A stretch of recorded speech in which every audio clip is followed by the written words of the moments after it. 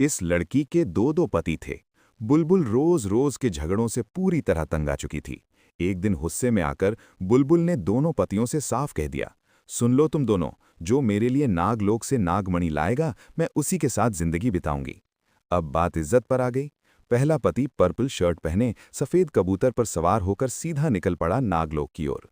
जाते जाते उसने एक बार पीछे मुड़कर गांव को देखा, मानो ये उसकी आखिरी विदाई हो।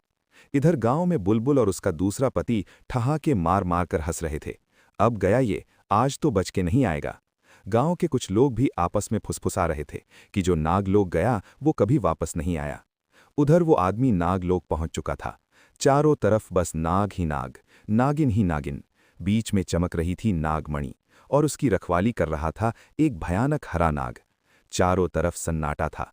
जमीन पर रेंगने की सरसराहट गूंज रही थी। हवा भी मानो जहर से भरी थी। जैसे ही उस नाग की नजर आदमी पर पड़ी, उसने समझ लिया चोर है ये। हरा नाग फन फैलाकर उसके पीछे दौड़ पड़ा। वो आदमी डर के मारे इधर उधर भागने लगा। नागलोक में पूरी तरह फंस चुका था। भागते भागते उसका पैर एक पत्थर से टकराया और वो गिर पड़ा। सामने नागमणि चमक रही थी, पीछे हरा नाग तेजी से फुफकारता हुआ बढ़ रहा था। उस पल उसे अपनी जिंदगी की हर बात याद आने लगी। उसने कांपते हुए हाथ जोड़ लिए और मन ही मन भोलेनाथ को पुकारने लगा। इधर गांव में बुलबुल पहले पति के जाने का जश्न मना रही थी, लेकिन उधर मौत बिल्कुल सामने थी।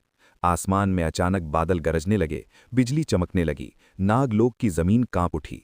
तभी अचानक भोलेनाथ प्रकट हुए, त्रिशूल उठाया और अपनी शक्ति से सारे नागों का अंत कर दिया। नागलोक में सन्नाटा छा गया। भोलेनाथ ने उस आदमी को नागमणि थमाई और आशीर्वाद दिया। आदमी की जान बच गई और उसे मिल गई नागमणि।